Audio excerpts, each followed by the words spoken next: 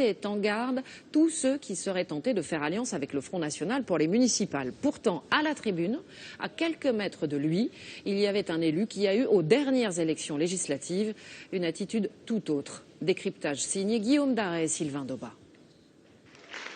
Il le martèle dans tous ses discours. Pour les municipales, la ligne est très claire. Je veux prévenir les Français à propos du Front National. Vous le savez, nous sommes unanimes à l'UMP pour dire qu'il n'y aura aucun accord ni aucune alliance électorale avec eux. Jamais.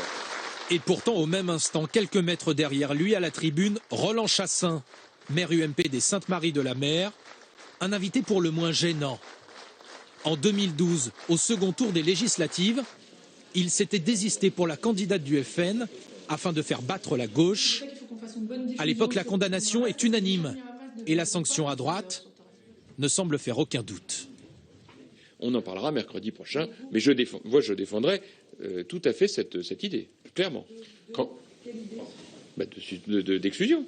Un an plus tard, Roland Chassaing n'a pas été exclu de l'UMP. Il espère bien avoir l'investiture et n'hésite pas à publier sur son blog des photos le montrant dimanche aux côtés de Jean-François Copé.